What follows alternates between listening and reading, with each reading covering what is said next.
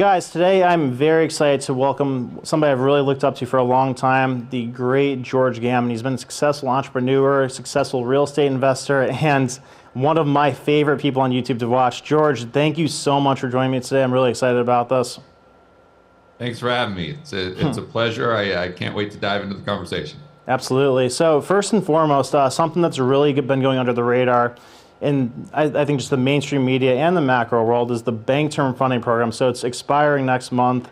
And what do you think of what kind of impact is it going to have when it expires, and how impactful was it in really bailing these banks out and stopping the bleeding last year? Well, I think we got to go back in time to March of 2023 when the bank term funding program was set up by the Federal Reserve.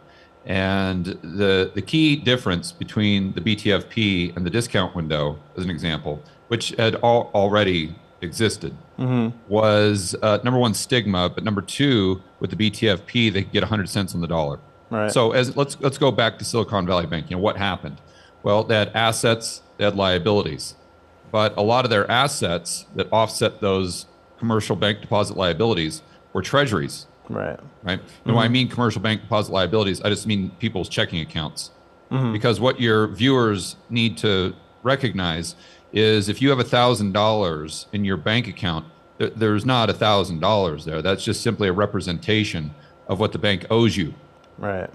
So if you take those $1,000 from, let's say, Wells Fargo, and I want to move it over to Bank of America, well, the bank transfers that commercial deposit liability to the other bank, but they also have to transfer an offsetting asset, or they have to settle in some other way. But we'll keep it super basic and say that they have to transfer an offsetting asset. So what happened to Silicon Valley Bank, or First Republic, Signature, et cetera, is they had these assets that fell in price because they were interest rate sensitive. They had treasuries, which are supposed to be extremely safe. They are safe and liquid. But unfortunately, what happens when the interest rates go up, the value of that treasury goes down. So the value of their assets were going down at a flight of these deposit liabilities. So they just weren't able to cover all of the settlement transactions with the other banks. So they go bust. So what the Fed does is they say, okay, if you want to go ahead and pledge those treasuries to us for collateral, we'll give you 100 cents on the dollar. And that would have bailed them out. That bailed out many other banks because we saw the utilization go from zero straight up to 65 billion very quickly. Now, if they would have gone to the discount window, these other banks, they might not have survived. Why? Because if they would have pledged those treasury securities, well, now all of a sudden they would have got whatever the market rate was. They would have got, let's say, 50 cents on the dollar, and they still would have most likely been in the exact same position. So the fact they got 100 cents on the dollar was absolutely key. It's crucial to understand that difference. So since March of 2023, the BTFP, the utilization, has gone from 65 billion straight up to, I don't know where it is today. It was right around 140, 160. No, it was much more than 80, wasn't it? No, 180, I believe. Oh, 180. Okay. Yeah, I knew it was right around 160 or so. The bottom line is it's still gone up and up and up. Now, a lot of people would argue that this is a result of an arbitrage that the Fed inadvertently, or maybe it wasn't so inadvertent, but seeing as how they're owned by the banks, but we'll give them the benefit of the doubt. Say that it was, just, they didn't understand the unintended consequences. So they set up this BTFP. Well, the interest rate on the BTFP that they used starting in November of 2023 was lower than the interest rate they were paying on bank reserves. Right. So this is this arbitrage where the bank's like, well, this is a no-brainer. I'm just going to borrow from the Fed at, let's say, it wasn't 4.5, but I'll just keep the numbers simple to follow here. So I can borrow at the Fed at 4.5, and they'll pay me 5.25 on my reserves. I'm going to do this all day long and just pocket a free 75 basis points. Right. So the argument is the reason why the BTFP went up to where it is today is because of this arbitrage, but that doesn't completely make sense. The reason why is because that arbitrage didn't come into effect until November. So if we look at the utilization of the BTFP from March or April of 2023 to November, it still went straight up. Right. So when there's no arbitrage. So you have to assume that the first move up, the second move up, was a result of stress in the system. Right. It was a result of these banks needing to use that, or else they likely would have gone bust. Now, this third and final move up, after the arbitrage came into effect, how much of that is a result of what? Nobody knows. Nobody knows. But you can't sit there and say, beyond a shadow of a doubt, that it was all due to this arbitrage. So then the question becomes, all right, what happens when the BTFP is no longer there? Now, if you would have asked me this 2 months ago, I would have said there's almost a zero probability that they don't extend the BTFP. Yep. But sure enough, I was completely proven wrong about 3 weeks ago, or maybe 4 weeks ago, when Jerome Powell came out and made the announcement that they're actually going to let the program expire. And I'm like, okay. And what was interesting is right around this time, they started to really push the discount window. Yes. And they went so far as to say that they might even make it mandatory for banks to use the discount window at least once a year. So why would they do that?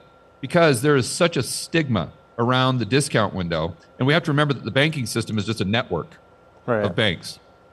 So if one bank would go to this discount window because they got in trouble, all the other banks would know about it. Right. And then those other banks would be far less inclined to give them liquidity or whatever it is they need moving forward. Either they're not using the discount window because they know that, hey, if this guy, if his balance sheet is bad enough to where he had to use them to begin with, no, I don't want to do business with it. Basically, you're in the monetary doghouse as a bank, and it just increases the probability that even after the discount window, you're going to hit the same place, and that's going out of business. And so they avoided this at all costs. So what they would do is they would use things like the Federal Home Loan Bank. Now, what this was is it was set up to facilitate mortgages. So these smaller banks, community banks, they could access the Federal Home Loan Bank if they needed some liquidity, and it was meant for people to go out there and buy homes. So what you see is when the demand for homes really goes up, as an example, from 2000 to, let's say, 2006, you see that the utilization for the Federal Home Loan Bank goes up as well. But then when you get to a crisis like the GFC, it goes parabolic. Why? Is that because all these banks are giving out mortgages? No. No. Because they're using it as liquidity instead of going to the discount window, because there's no stigma. You see, if they use the Federal Home Loan Bank, they can sit back and say, oh, well, no, my balance sheet's pristine. What are you talking about? I don't have problems. No. I'm just going over here to the Federal Home Loan Bank because I want to issue some more mortgages. Yeah, that's it. And you say, oh, you're issuing more mortgages in 2009, huh? That's weird. Oh, just, look, a squirrel. That's kind of their game plan with this Federal Home Loan Bank. So my point here is now you can look at the utilization on the Federal Home Loan Bank. You can look at the utilization on the BTFP. And then you can look at the utilization on the at the discount window, and you can see how close we are to potentially another like GFC type of event. So I don't know what the utilization is now, but my point there is what you would likely see is first and foremost utilization on Federal Home Loan Bank to go up very quickly, and then most likely BFT go up, assuming we still have it.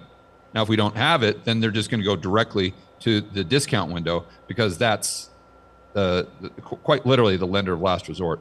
Right. Well, so that leads to a question that I had from like the instant they started raising rates so fast. So we know that the treasuries, the U.S. treasuries are like the foundation of the financial world, right? They're used as collateral for the vast majority of things. So how was it that rates were able to go up from 0 to 5% in like a year and a half, and it didn't cause like a massive margin call domino effect with all the treasury rehypothecation there is and everything? Like I was really surprised that didn't have some sort of cascading effect, and that the SVB was the biggest extent that we saw that happen in. Right. Well, I mean, that's a great question. But what you have to realize is in the monetary system, especially when you get outside the United States and the euro-dollar network, they're mostly using T-bills. Right. So what they can do, if you got a 1 month T-bill, you can just let it mature. And even if the price, even if the interest rates go way up, let's say the interest rates went from 1% to 10%, it's not going to impact you unless you sell. Okay. If you just hold it to maturity, then you're good to go. And in fact, if you look at if you compartmentalize Silicon Valley Bank's balance sheet, what you see is they had all of these treasuries in an account, for lack of a better word, called hold to maturity. So when it's hold to maturity, then basically what you're telling the regulators is, well, you can't really count this, or we can't use mark-to-market accounting on this because we're not going to sell them. So the fact that the price is going down on this 10-year treasury that I hold, or the price is going up, you really can't factor that into whether or not we are in a position of strength as far as our balance sheet, because we bought this for $1 million. So, but we're just going to hold it to maturity and just get the $1 million back plus interest. Gotcha. We don't plan to sell. Obviously, the problem with that, what we found, is that if they're put into a position where they have to sell, now all of a sudden they can't hold it to maturity, and that creates the big problem and the cascading effect we saw. Right. Okay. So the majority of this rehypothecation we hear about, that's in T-bills, not in treasuries. Okay. Yeah, and that's another. I don't want to get too technical, but that's another reason why there's a bit of a premium on the treasuries that they call on the run treasuries as opposed to off the run treasuries. But that's not really relevant for this type of conversation. It is just to show that the majority of those treasuries that are used as collateral in the monetary system are going to be T-bills because the reason they're used to begin with is for safety and liquidity. And if there's interest rate risk, they're obviously not as safe. Right. Gotcha.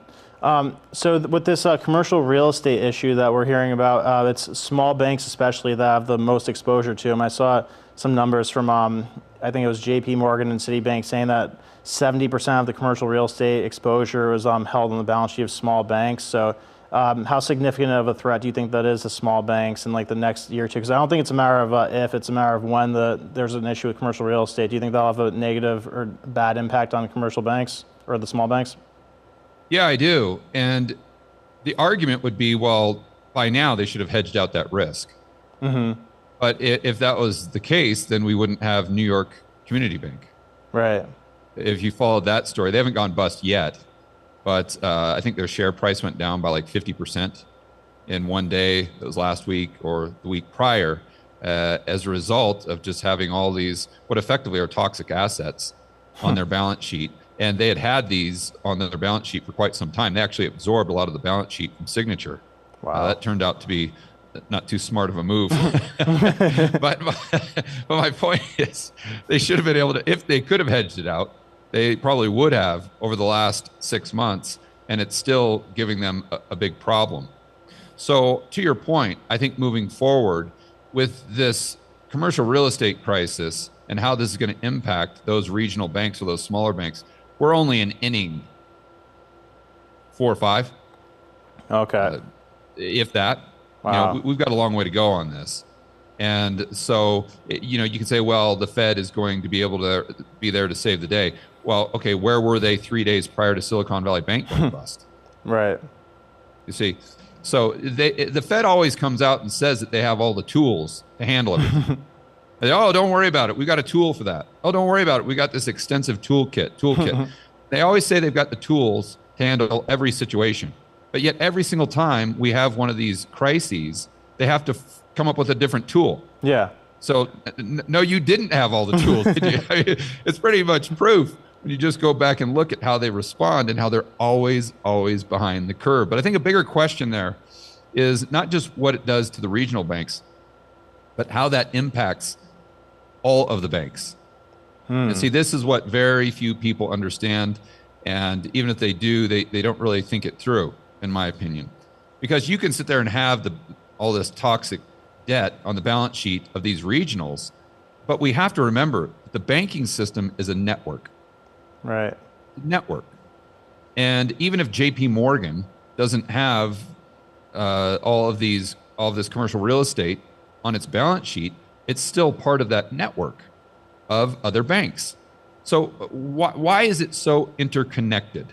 Because if you look at like a diagram of the Eurodollar system as an example, you see that one bank's liabilities are another bank's assets. Right. So we got bank A, B, and C, right? So you got bank B's liabilities are bank A's assets. Bank C's liabilities are bank B's assets. Right? And bank A's liabilities are C's assets. So if you have one of those banks go bust within that network, it pretty much brings down the whole thing. Even if the other balance sheets are rock solid, with the exception of that counterparty risk that they had to the bank that went bust. It's like a daisy chain. Yeah, right. So it is true that Wells Fargo, as an example, is in a much better position than they were maybe in 2007 or 2008. But that still doesn't mean that we're completely out of the woods, because if the risk in the overall system goes up, then that means liquidity dries up. You see, what most people need to realize, especially when you get outside of the United States, the banks don't settle with green pieces of paper, meaning dollars, like cash dollars, hard currency. You don't have a Brinks truck that's driving dollars from the bank of the Cayman Islands to the bank in Singapore. It's Swift, right? It doesn't work that way. No, they're not even really trading bank reserves. Really, the only thing that they're doing is just giving IOUs. So let's just, as a hypothetical, say that both you and I have a bank, and we've been doing business together for 20 years. Right. So we know each other. We know that we're going to manage our balance sheets in a way that's prudent. We don't have to worry about it. So but neither of us are connected to the Fed's balance sheet. We're one of these offshore banks, shadow banks, if you will, in the Eurodollar system that create the majority of the dollars in the world. It isn't necessarily the banks in the United States.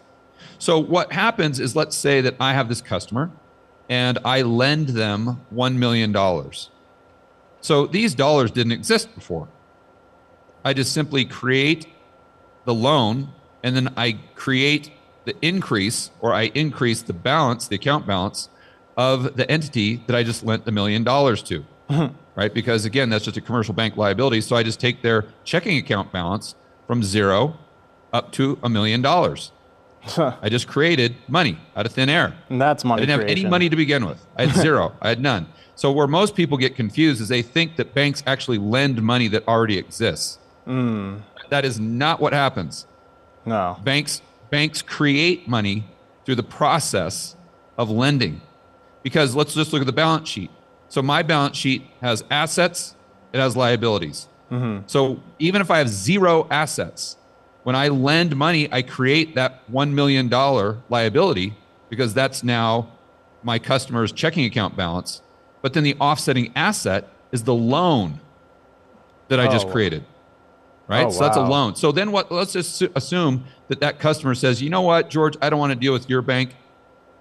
I want to deal with the other bank. Or I've got to pay this person $1 million to buy their house or something. So then I call you and say, you know what, I've got to transfer over this $1 million deposit liability that I just created by lending this money into existence. And you say, yeah, no problem. Just send it over. And I say, okay, well, how do we want to settle? And you say, well, I mean, I'd like to settle with treasuries. Well, don't have that. Okay, well, I don't know. How about we settle through a correspondent banking relationship with bank reserves on the Fed's balance sheet? No, don't have any of those. Well, what do you have? Well, I just have this loan that I just created. I have no other assets. And you say, well, I don't really want to take that, but I know you. We've been doing business for the last 20 years. So what I'll do is I'll just extend you credit. You can just pay me later. Just owe me the $1 million in a year or something like that, or whenever you get it, no big deal. So what happens, so you say, George, well, this other bank just received a liability. What is their offsetting asset? It's just simply the loan that they just created for me, for my bank, because all I did is give them an IOU, and that IOU becomes the offsetting asset to that liability that I just transferred over. You see, so what ends up, my point here Yeah. is what ends up happening with all of these dollars. Now, how many dollars are out there that were created like this with no cash, no reserves? We're talking trillions. Yeah. If I had to guess, I'd say it's somewhere north of 50 trillion outside of the United States. So the only settlement asset was simply an IOU from another bank. So you can see, but what enabled that transaction to happen? It was one thing: confidence. That's it. Because there were no assets, there were no treasuries, there were no bank reserves, there were no green pieces of paper. It's simply that you trust me. Right. You have confidence that I'll pay you back, or you have confidence that in the future you'll send me $1 million deposit liability, and then I'll extend you the credit, and then you can just give me your IOUs. Mm-hmm. But what happens is if the confidence goes down or the perceived risk goes up, now all of a sudden I say, hey, I've got to transfer you that $1 million liability. You say, no, not going to happen. Yeah. Not going to happen. Well, if I know that I can't transfer it, then I'm not going to create the loan to begin with. Right. You say, okay, George, well, that's better off because we have less debt in the system. You got to think that one through because we're in a debt-based monetary system. Mm-hmm. So what that means is if there's $500,000 of debt that's created alone, that's principal plus interest. So if you were to pay that back, let's say in a year, you had a balloon payment, you'd have to pay back the 500,000, but you'd have to pay back interest. Let's say that's 100,000. So you actually owe $600,000, but there's only been $500,000 that was created right to begin with. Right? So how does that work? There's literally not enough currency units to pay off all of the debt plus interest. So we have two options there. Either we have to create more and more and more and more debt to pay off the old debt, or what we have to do is we have to have the economy really running on all 8 cylinders, which creates velocity of money. You see, if we have that velocity of money, then we can pay off, let's say, $20 worth of debt with only $10. Right. It just has to change hands pretty quickly. And I know that gets confusing for people, but I'd have to model it out on a whiteboard. But you can see how that would actually work out.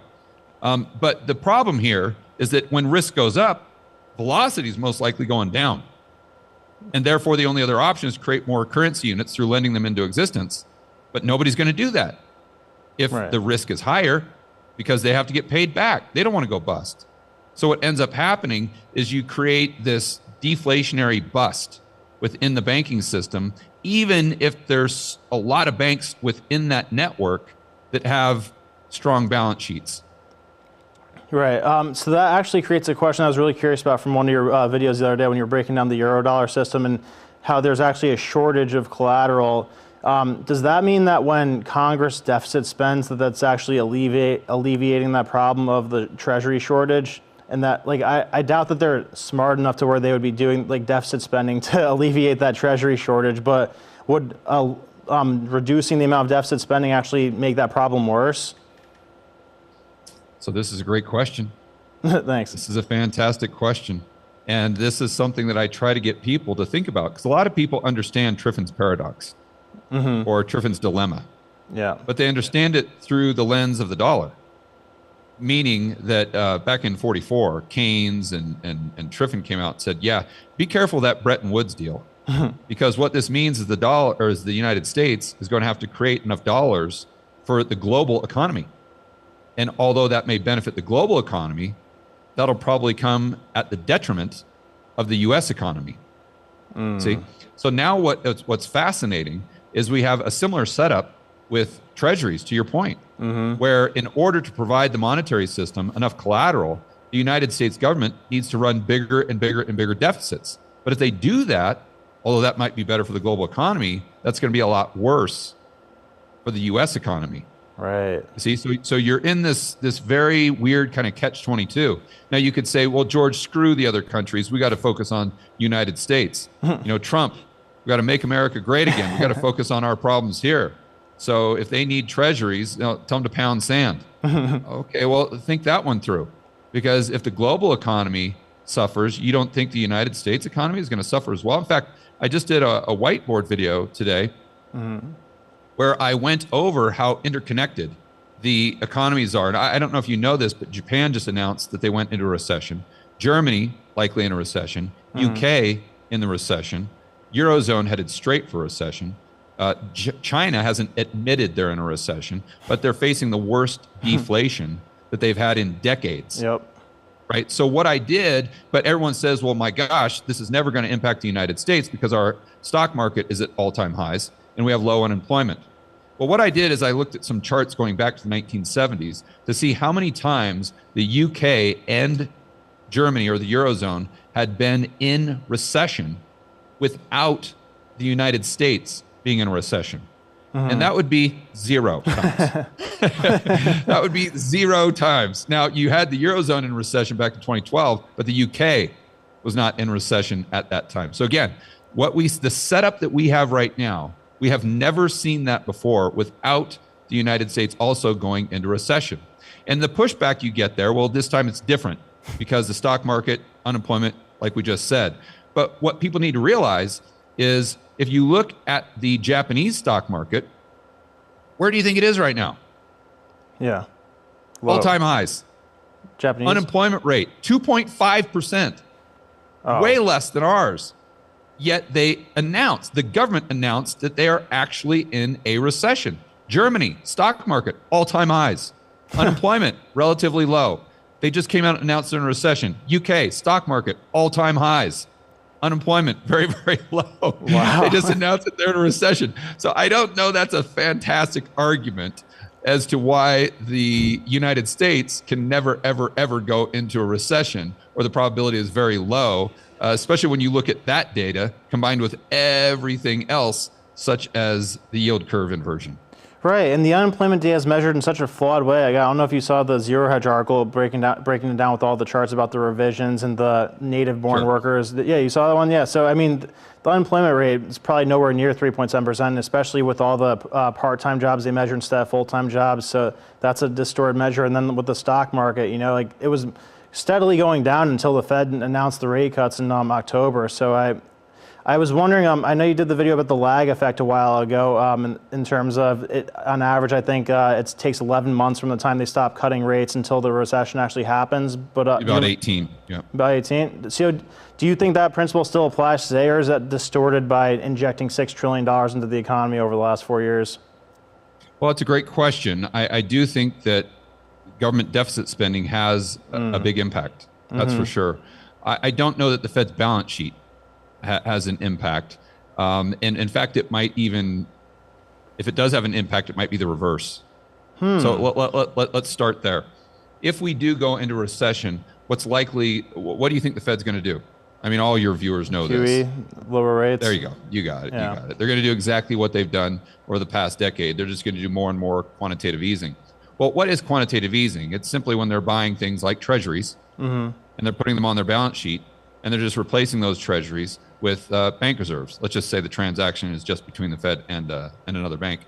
Well, let's go back to your earlier question about the collateral that the global monetary system needs to the point where it's mandatory. You've got to look at those treasuries as oil in an engine. If you take that oil out of the engine, it's not going to work. Yeah. It's going to seize up. It's going to freeze. So what the Fed is doing through quantitative easing is they are taking all of these treasuries that the monetary system needs, and they're parking them on their balance sheet so the monetary system can no longer use them. Oh, wow. You see? Yeah. Now, you may say, George, they have access to it, right? But they can't rehypothecate it. And as bad as that is, it's still something that's mandatory for the way the current monetary system is actually set up. You say, well, George, this is nonsense because they're replacing it with a bank reserve, and that's even more liquid. Wrong. That is absolutely wrong. So why is a treasury more valuable or more useful than a bank reserve? Because all of these banks out in the Eurodollar system that we were just talking about, they don't have access to the Fed's balance sheet. So if you look at this as the monetary plumbing,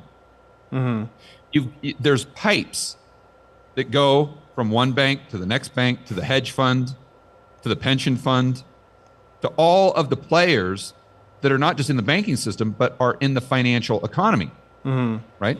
Right. And the problem with a bank reserve is it can only move through certain pipes. Oh, okay.